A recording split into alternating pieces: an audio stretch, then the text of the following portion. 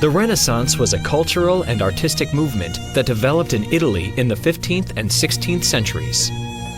Renaissance art flourished during a period of societal rebirth in Florence, when the city was ruled by the Medici family.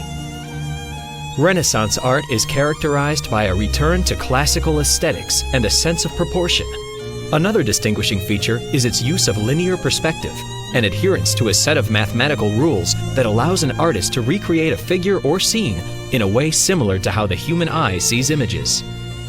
According to some historians, the Renaissance began in 1401, the year a competition was held among artists to design the bronze doors of the north side of the baptistery of the Florence Cathedral.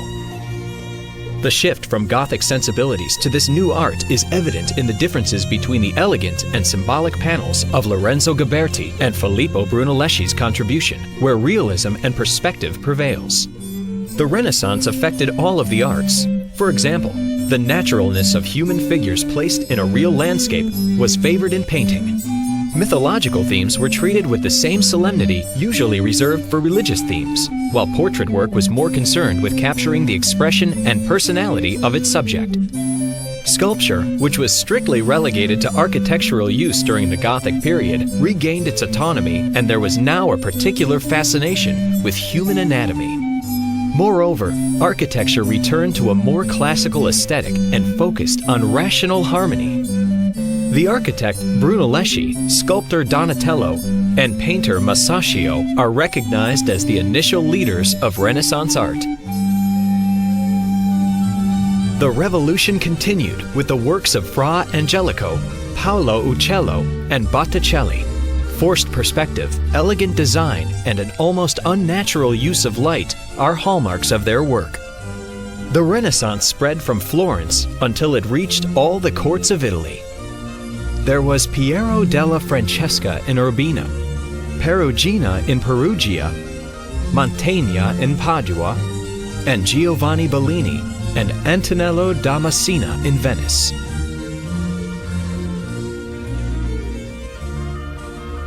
Color and light are key elements in composition in the work of Venetian painters Giorgione and Titian. Between late 400 and early 500, Renaissance art reached the peak of its splendor. This was the era of Leonardo da Vinci, Michelangelo, and Raphael. With the presence of Northern European painters such as van der Weyden and Durer in Italy, a mutual and fruitful exchange of ideas existed between Italian Renaissance and Flemish art. Renaissance art is considered an expression of humanism, a cultural movement that sought to re-establish the authenticity of classicalism and offer a vision of reality wherein man is at the center of the universe. After the Renaissance movement, Mannerist art continued to abide by 16th century ideals, imitating the styles of the masters from the 400s and 500s, but distinguishing itself with respect for natural forms and proportions.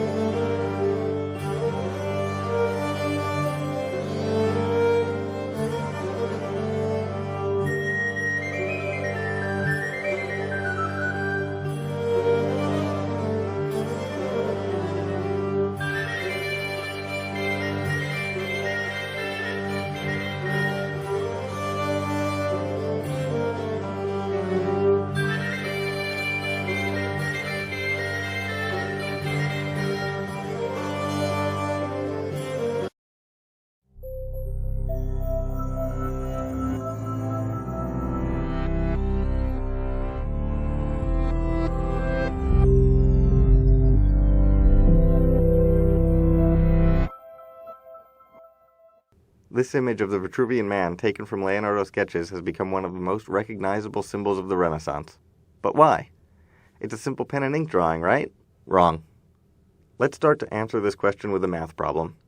I know how to calculate the area of a circle. I take the value for pi and multiply it by the radius squared.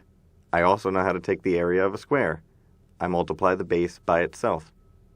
But how can I take the area of a circle and create a square with an equal area? This is a problem often called squaring a circle that was first proposed in the ancient world, and like many ideas of the ancient world, it was given new life during the Renaissance. As it turns out, this problem is impossible to solve because of the nature of pi. But that's another story. Leonardo's sketch, which is influenced by the writings of the Roman architect Vitruvius, places a man firmly at the center of a circle and a square. Vitruvius claimed the navel is the center of the human body, and that if one takes a compass and places the fixed point on the navel, a circle can be drawn perfectly around the body. Additionally, Vitruvius recognized that arm span and height have a nearly perfect correspondence in the human body, thus placing the body perfectly inside a square as well. Leonardo used the ideas of Vitruvius to solve the problem of squaring a circle metaphorically, using mankind as the area for both shapes. Leonardo wasn't just thinking about Vitruvius, though. There was an intellectual movement in Italy at the time called Neoplatonism. This movement took an old concept from the 4th century, developed by Plato and Aristotle, called the Great Chain of Being. This belief holds that the universe has a hierarchy resembling a chain, and that chain starts at the top with God, then travels down through the angels, planets, stars, and all life forms before ending with demons and devils. Early in this philosophic movement, it was thought that mankind's place in this chain was exactly in the center. Because humans have a mortal body, accompanied by an immortal soul, we divide the universe nicely in half. Around the time Leonardo sketched the Vitruvian Man, however, a Neoplatonist named Pico della Mirandola had a different idea. He pried mankind off the chain and claimed that humans have a unique ability to take any position they want. Pico claimed that God desired a being capable of comprehending the beautiful and complicated universe he had created.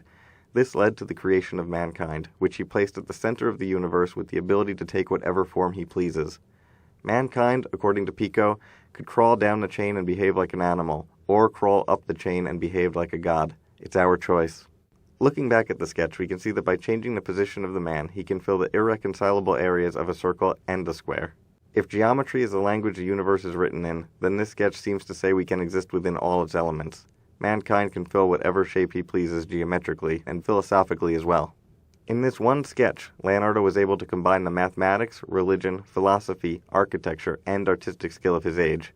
No wonder it's become such an icon for the entire time period.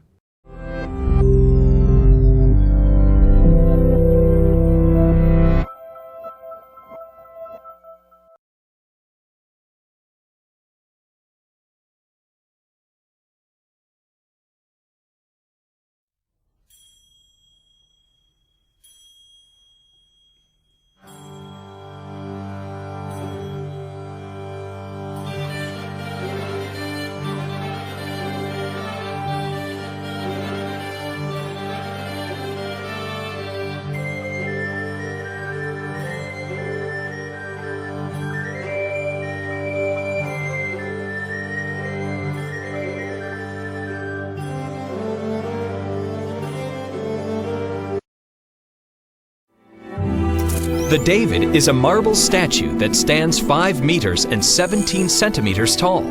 Sculpted between 1501 and 1504, it is one of Michelangelo Buonarroti's masterpieces and one of the most important Italian artworks of all time. Michelangelo was one of the greatest representatives of the Renaissance, a period of extraordinary cultural development that followed the dark centuries of the Middle Ages. Beginning in Italy in the middle of the 15th century, the Renaissance focused on man and creative intelligence. The classical spirit returned in art, as well as the aesthetic canons of beauty and harmony. Florence was the center of this cultural development, thanks to the patronage of the de' Medici family. At the time, the lords of the city. Michelangelo was trained at their court. In 1494, a series of political mistakes led to the expulsion of the de' Medici from Florence and the proclamation of a republic. The city maintained its cultural vitality, and Michelangelo was ordered to create a large sculpture representing republican ideals of courage and freedom. Thus, the David statue was born. The statue was inspired by the biblical battle between the young shepherd David and the warrior Goliath. To protect his own people, David confronted an opponent far larger and stronger than himself. Armed with just a sling, he managed to defeat Goliath. His victory was considered a symbol of courage and love for one's people. Michelangelo maintained the classical canons of nudity for his athletic figure, but abandoned the idea of portraying his subject as calm or tranquil. The sculpture portrays David before the fight, capturing the moment of maximum physical and psychological tension. David looks as if he's in deep concentration, his hands grasping the sling. His body is immobile, but clearly ready for action. The sculpture expresses powerful emotion and great determination. At the same time, it exalts man's moral and physical greatness, celebrating Renaissance values.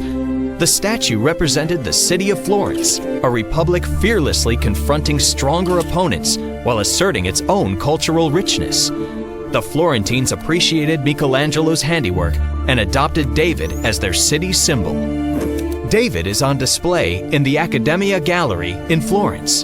A marble copy can be seen in Piazza della Signoria.